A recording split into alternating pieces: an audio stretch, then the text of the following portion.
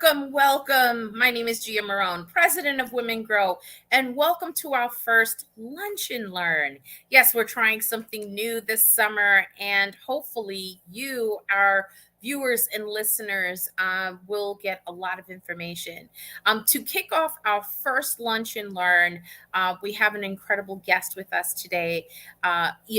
We've gotten your feedback in terms of you cover a lot of the other services, but we don't address cultivation enough. And so this is our way of responding to your feedback.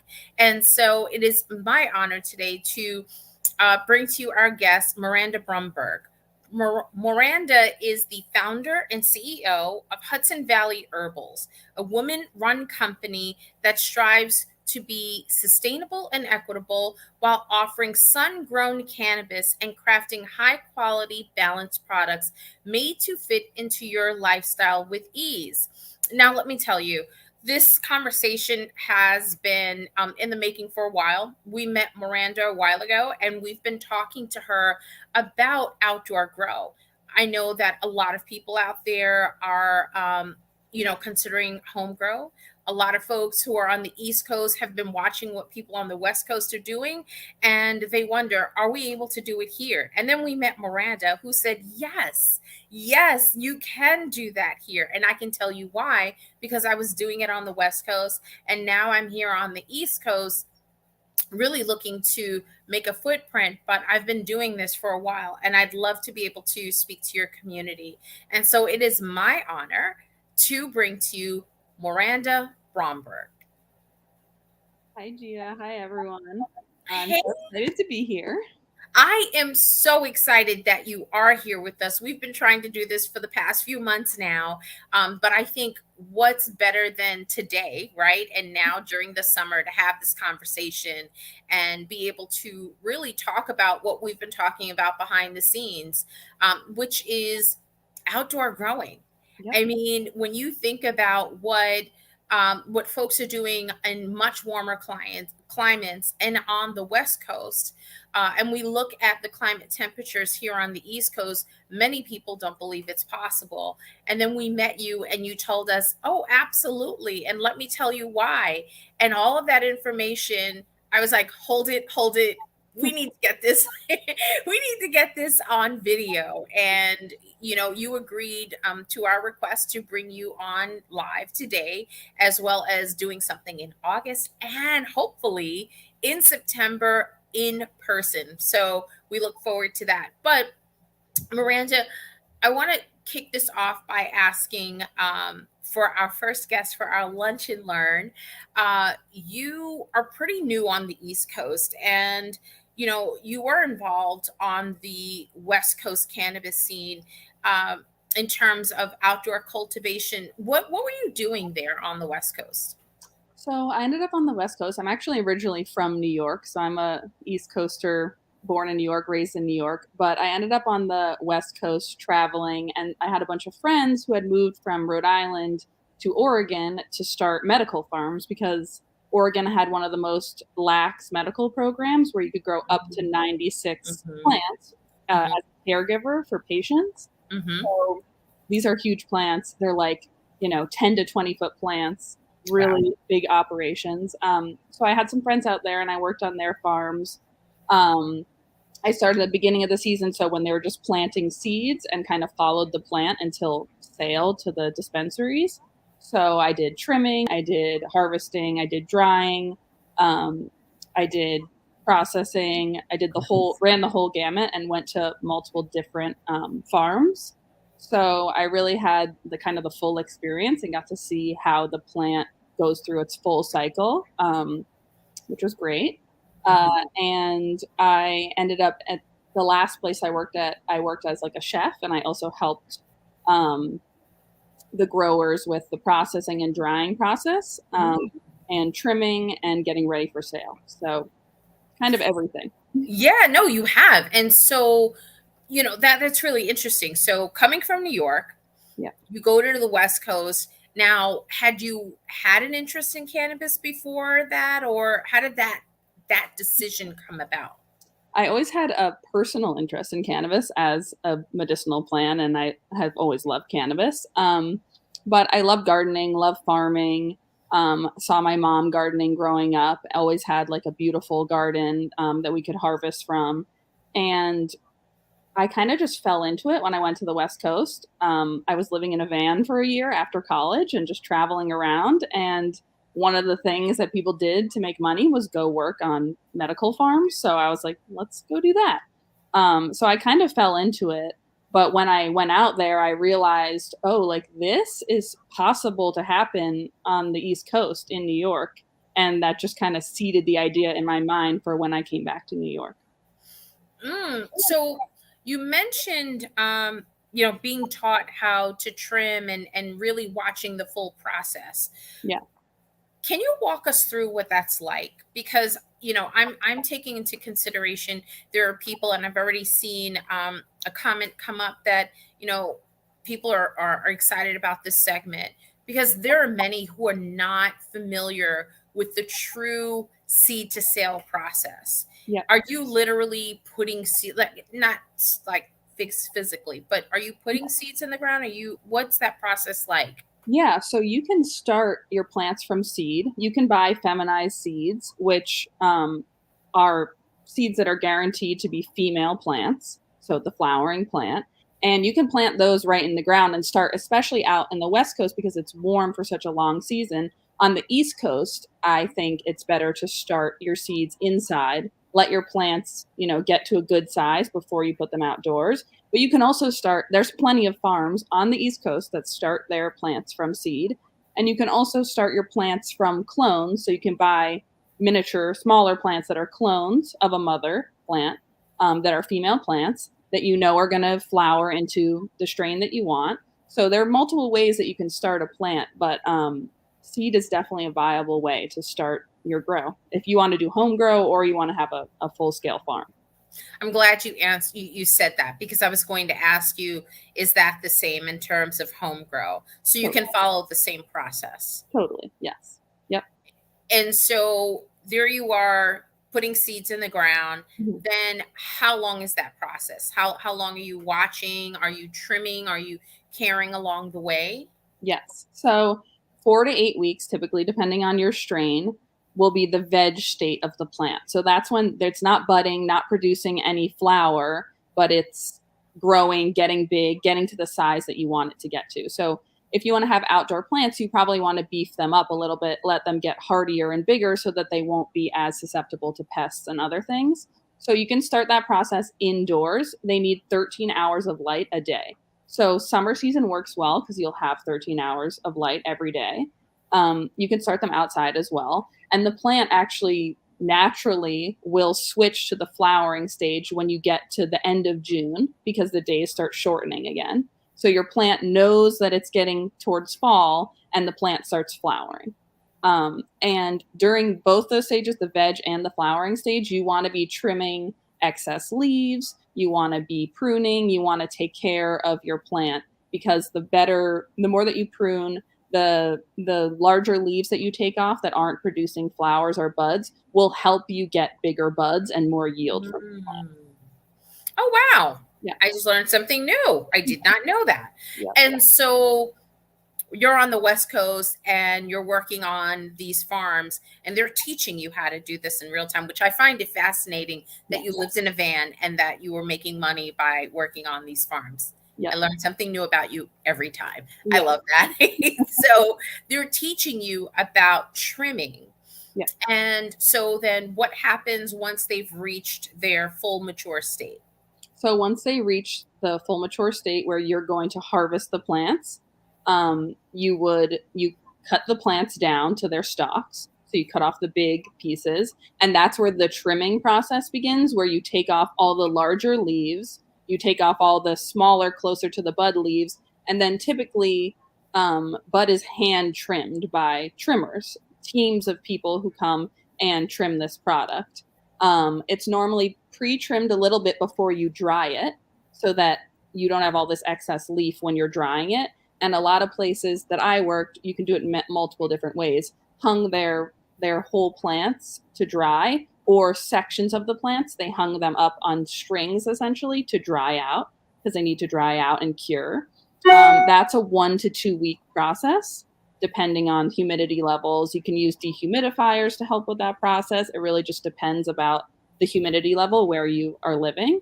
So on the East Coast, you might need the help from dehumidifiers because it is more humid here than on the West Coast. So those dry, and then once they're done being dried, that's like the finer tuning trimming process where you have a whole team of people who are creating essentially what you see in a jar at the dispensary or what you'd buy from someone is like those final little tight buds that are trimmed up and cleaned and smokable and ready to go. Interesting. So, okay, so we've gotten to that point. They've dried out for 2 weeks. You're now doing that other piece of the trimming.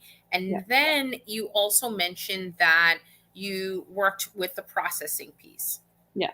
So what is that step?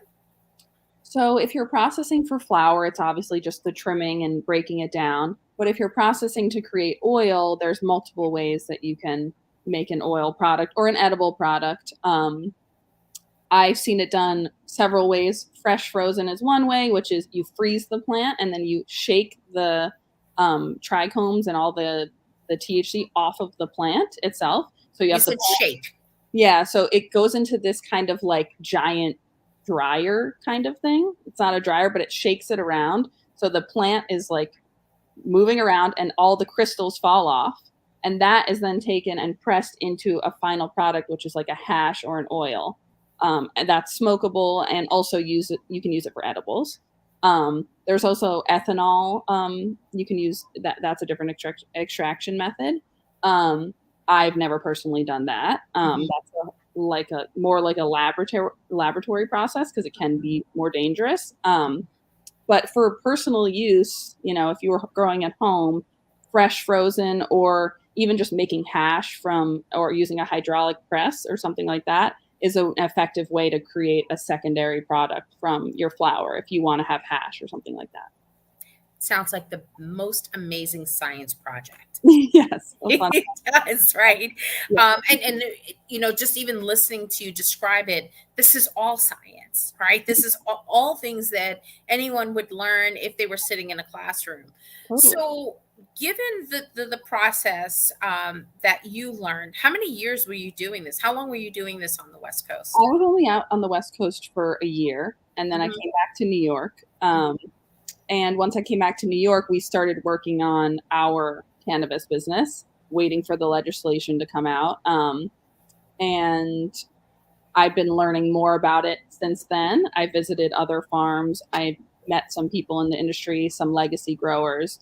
But I have not had the pleasure of working on a farm on the East Coast yet. So the first one. No, but that's a great point. But you knew on the West Coast that their process could be replicated here on the East Coast. Why? And can you tell us what could and what will work here? Yeah. So I knew it could be replicated, one, because there have been legacy growers and people growing cannabis on the East Coast for generations, for decades. People growing in Maine, in New Hampshire, in Massachusetts, in New York. People have always grown weed everywhere. So I knew it was possible because I knew it was happening. But also on the East Coast, you do have, certain issues like the humidity is higher on the East Coast and your growing season is shorter. So if you want to grow on the East Coast, I think the most important things to note are that you're not really going to be able to grow sativa because sativa has a longer growing season and you have a shorter growing season. So you're going to want to grow indica and hybrid strains. And you're going to want to find strains that are mildew resistant because you're going to have humidity issues. So you want to make sure that your strains are designed and engineered for this environment, which is totally possible because weed is grown all over the world in humid and not humid climates. So that's one of the issues. And another is obviously you have less sunlight than you do on the West Coast. So you want to find a plot of land or you want to find a place to grow on your property that's the sunniest spot in your property and that has the longest daylight hours. So away from tree lines, away from mountain ranges, away from anything, a house, anything that's going to shade your operation, you want to make sure that you're in the sunniest spot that you can be. So yeah, I knew it was possible because I knew people were doing it and I see people doing it. And it's a weed after all. It's a plant that it is resilient and is has such a wide genetic um, array available to people. So Mhm. if you want to grow on the East Coast, it is definitely possible. You just have to make sure you pick the right strains and pick the right seeds.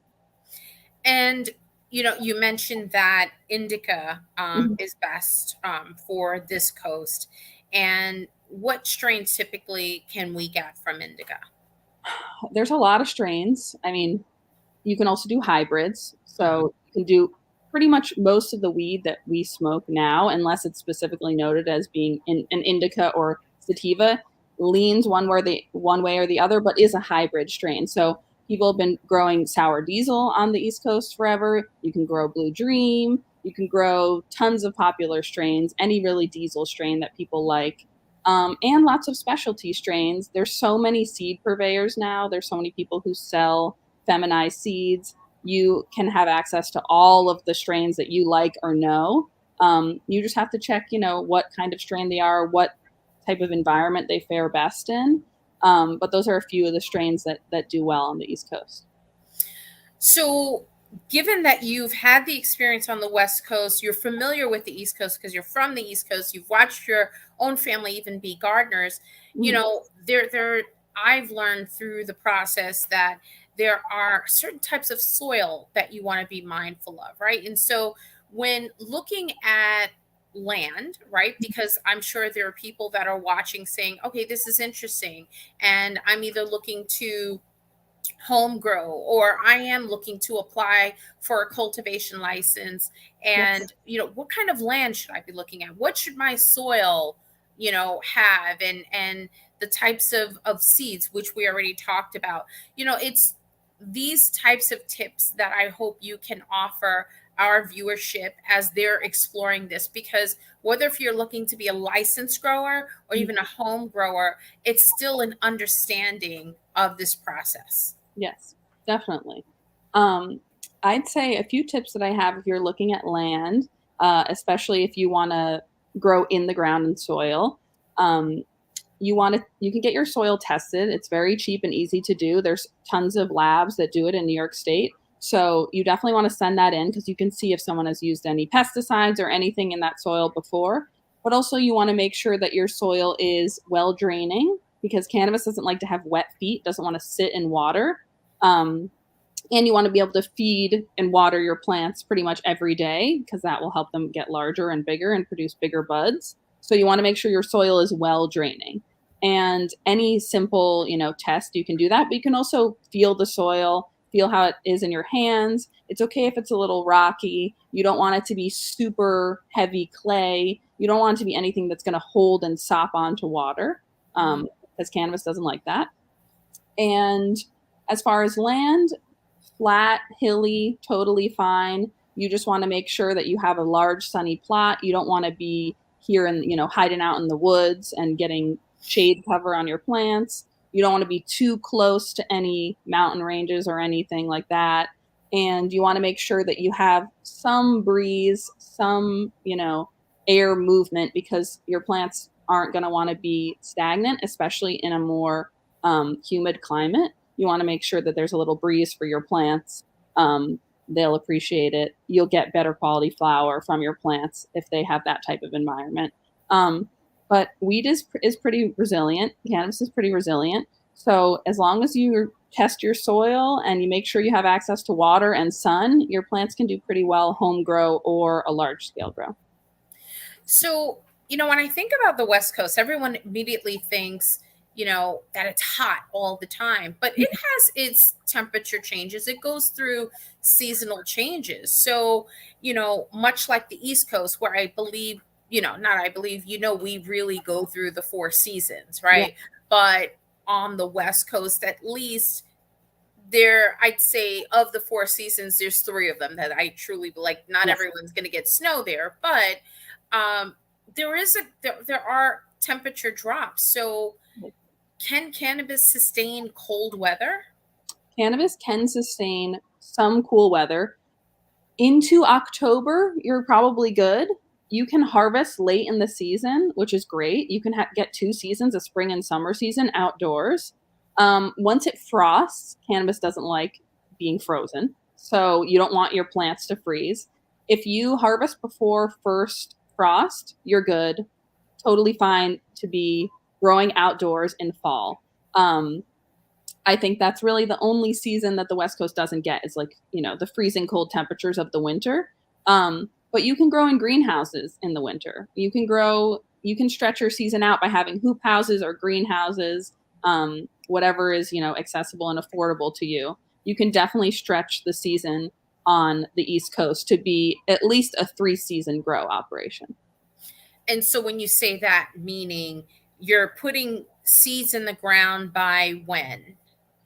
So if you're starting in the spring, you want to put your seeds in the ground in April or May, covered inside of a protective hoop house or greenhouse or something like that. And you can harvest your first season. Question before Yeah, you go further. for sure. Is that a hoop house or a greenhouse? Because on the East Coast, we still have our temperatures that change a bit. Exactly. Whereas on the West Coast, once spring hits, you can kind of expect a consistent weather pattern. Exactly. On the East Coast, as we know, in April, you might get a freezing cold day and it might drop at night to freezing temperatures, which will kill your plants. But if your plants are in a hoop house protected, you have some level of, insulation to keep the ground warm, your plants can survive and be okay. You can really stretch that season out. And if you have a fully operational greenhouse that's sealed, or vented or whatever type of greenhouse you want, that gives you even more of a stretch for the season because that'll keep it more indoor, but you're still growing with the sun. So yeah, you can stretch. That's what I mean by stretch the season. Because until beginning of June, you might get nights where it frosts, and cannabis won't survive nights of frost. Interesting. And thinking about that, because even New York State also has very different climates. Yes. Whereas upstate New York, for example, the temperatures tend to drop much, much lower than it does downstate. Yep. And so I'm thinking, just in terms of the person that perhaps is looking at this from the East Coast, when you think about how the temperatures drop on the West Coast, they'll drop, but it's not as significant as it would perhaps on the East Coast. That's interesting. So the 3 seasons could mean you can start as early as the spring, yep, then have a summer harvest, and then what you're saying is a fall harvest. Exactly. Yep. And what then can growers do during the winter months? So during the winter months, I think the best thing to do is probably to create your summer supply. So if you veg out your plants in the winter, you get them big, you get them strong, you can have a larger, a larger and higher quantity harvest in the summer months. So if you get your plants indoors, you keep them in that vegetative state and you get them really big and tall. When you put them out in the spring and summer months, you can get them even larger, which is what they do on the West Coast. And that means you can harvest more from each plant. So that would be better for your operation. If you were having a farming operation, you would be able to get more quality and quantity of plants. If you used your winter season to prep your soil, prep your greenhouses, and prep your vegetative plants to go outside.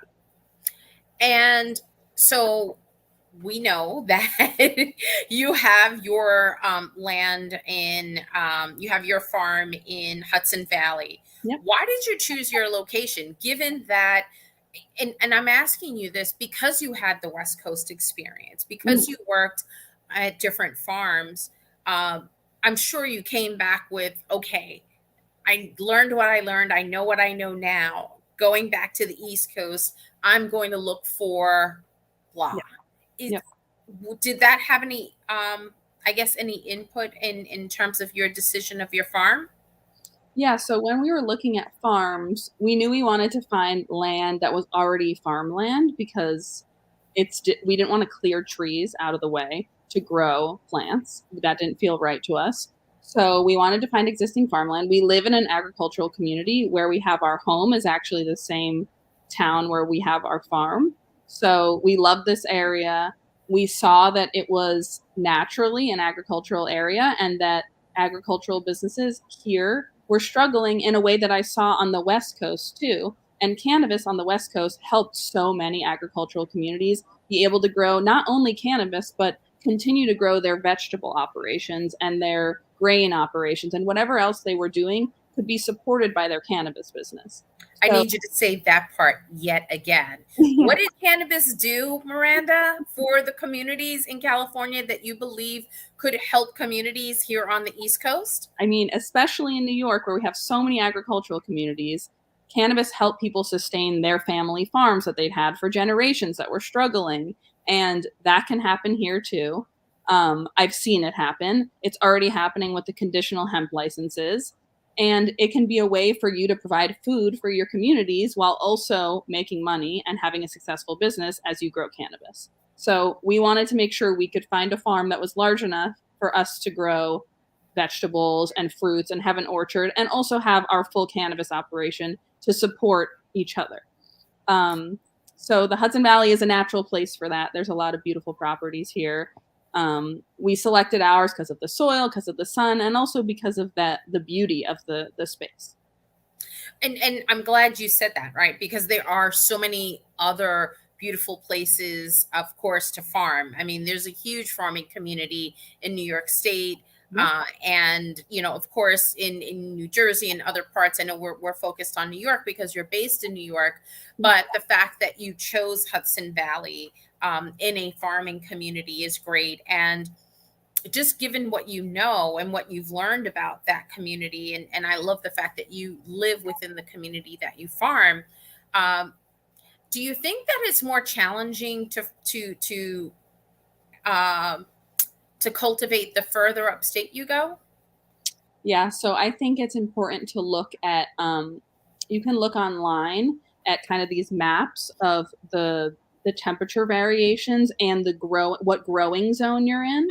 So we're in a zone that we actually share with the West Coast, similar to Southern Oregon. Um, Mm. so we're kind of in this sweet pocket where actually it is very possible for us to grow. And that's why there's already lots of farmers here who are growing vegetables and other products because it is a natural area to grow. I think it's important to check your zone so that you know what if the area you live in is going to be difficult or easier to grow anything you want to grow. I'm glad you said that. So the tier that you're in New York State is very similar, you said, to what you would find in Northern California and Oregon. Is that correct? Yeah, and Southern Oregon in the inland area that I was in, because these zones are very specific. You know, it depends on what mountain ranges you're next to. Are you close to a body of water? They're very specific. You can look up the maps online. They're actually really helpful. And you can kind of look at those and then select a property that's in a successful growing climate so that you know your farm is going to be successful, or at least you'll set yourself up for success. Wow. And just curious, and you may not know the answer, but what were they growing in those areas in California that would be comparable to New York? I know you answered that somewhat in terms of what we can grow, but given the similarities of the climates, I wonder if they're able to replicate that. Yeah, so I'll give some examples that actually are very similar plants. Tomatoes and cannabis are very similar plants, actually. Um, and you can grow tomatoes very successful summer in New York State, in the area we're in the Hudson Valley. Same in Oregon, in that area. You can grow tomatoes very successfully. You can grow all outdoor plants and vegetables very successfully. Um, Similar season things that we have in season on the West Coast. There's berry season, which lines up with the New York berry season as well. So you see a lot of overlap in the summer. There's not actually that much of a climate difference between the two, except for humidity. It's when you get into that spring and that fall that you start having the lower drops in temperature here than you would on the West Coast. That is so incredible. I'm telling you, I learned a lot here, and I hope that our viewers learned a lot. Miranda, where can people find you, follow you, and have you're in the process of applying or will be applying for a license here in New York, but you're also growing other things on your farm as well, Yes. correct? And so where can they find you? They can find us on Instagram at Hudson Valley Herbals. We also have a website, hudsonvalleyherbals.com. We are just putting ourselves out there and releasing information. We actually have an article coming out about us in our local paper this weekend. So find us on Instagram, find us online, and you'll be hearing more from us. And you promised to come back next month and share some more of your knowledge that you've learned along the way. I'd love if we can talk a little bit more about trimming and that other process as well, because I think it would really speak to especially our home growers. Yeah. There's Tanya just did something on the Canadiva in terms of addressing home grow, and that open comment period is available now. But I think it'll be really helpful for those who are looking at home grow, and any tips and advice you can give next month, that would be great. And then we cannot wait to come up to your farm, which we hope to have a group of folks do that. You also made some awesome recommendations on other activities we can do there. Yeah. There's a lot of amazing spots in our area. It's a really special. Didn't you say we can goat hike? Yes, we can go hike with goats. Yep. Tanya's all about that. Tanya's like, I'm hiking with the goats. So that is awesome. We cannot wait. It's a 3-part, guys. It's a 3-part with Miranda with our Lunch and Learn. Next month, we're also having another guest that's going to share the idea of these Lunch and Learns. And Miranda, thank you so much for joining us. Thank you for having us. To having you back next month. We're going to talk about trimming and that other process. So we look forward to having you back. Thank you. But to those who are tuning in, again, we're trying something new. We're always looking to bring you education in the most creative ways as possible. And again, amazing women like Miranda, who is willing to come on the platform and share her knowledge and expertise, is exactly what we're looking to do. Our mission is to connect, educate, empower, and inspire, and that's what we're here to do. Thank you so much for joining us. Have an amazing weekend, and we'll see you guys next month in our Lunch and Learn. Take care.